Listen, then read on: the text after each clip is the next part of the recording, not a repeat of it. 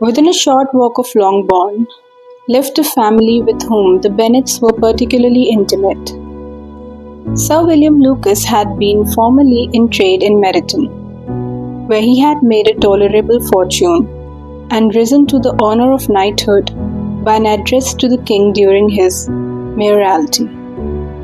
The distinction has perhaps been felt too strongly. It had given him a disgust to his business and to his residence in a small market town, and in quitting them both, he had removed with his family to a house about a mile from Meryton, denominated from that period Lucas Lodge, where he could think with pleasure of his own importance and, unshackled by business, occupy himself solely in being civil to all the world. For though elated by his rank, it did not render him supercilious. On the contrary, he was all attention to everybody. By nature inoffensive, friendly and obliging, his presentation at St. James had made him courteous. Lady Lucas was a very good kind of woman, not too clever to be a valuable neighbour to Mrs. Bennet. They had several children, the eldest of them, a sensible, intelligent young woman about 27, was Elizabeth's intimate friend. That the Miss Lucases and the Miss Bennets should meet to talk over a ball was absolutely necessary, and the morning after the assembly brought the former to Longbourn to hear and to communicate. "You began the evening well, Charlotte," said Mrs. Bennet with civil self-command to Miss Lucas. "You were Mr. Bingley's first choice." "Yes, but he seemed to like his second better." "Oh, you mean Jane, I suppose, because he danced with her twice." "To be sure, that did seem as if he admired her. Indeed, I rather believe he did. I heard something about it, but I hardly know what. Something about Mr. Robinson." "Perhaps you mean what I overheard between him and Mr. Robinson. Did not I mention it to you?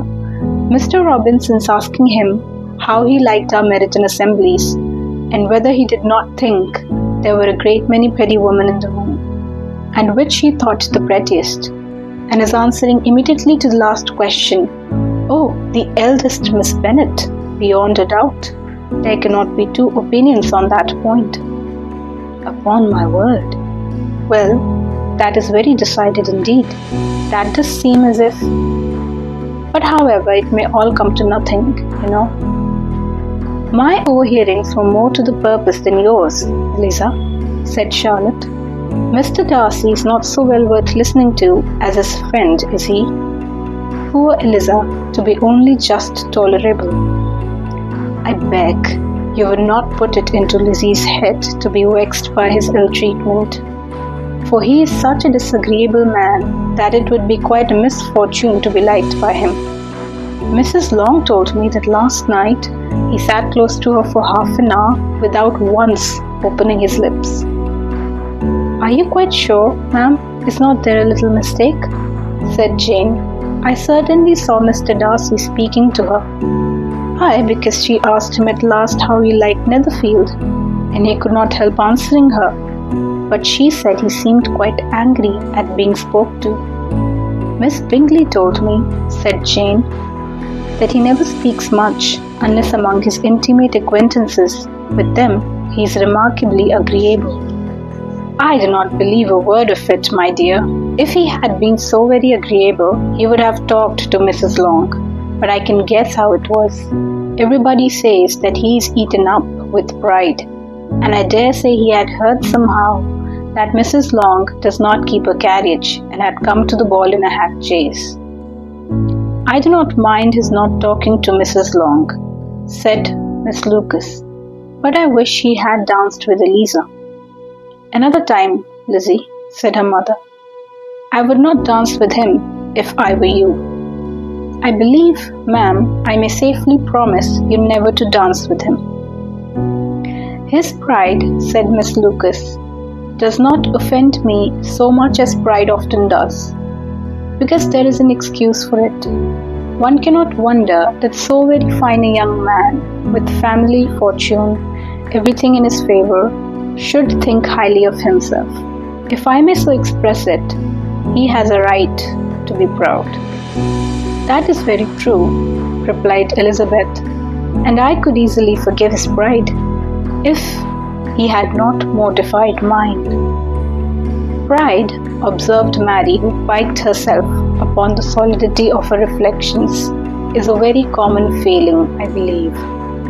By all that I have ever read, I am convinced that it is very common indeed, that human nature is particularly prone to it, and that there are very few of us who do not cherish a feeling of self-complacency on the score of some quality or other, real or imaginary.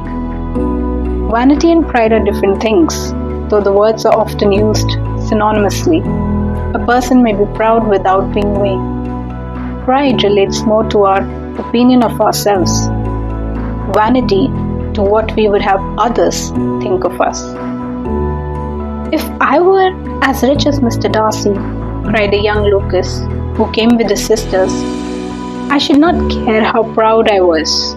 I would keep a pack of foxhounds and drink a bottle of wine a day." "Then you would drink a great deal more than you ought," said Mrs. Bennet, "and if I were to see you at it, I should take away your bottle directly." The boy protested that she should not. She continued to declare that she would, and the argument ended only with the visit.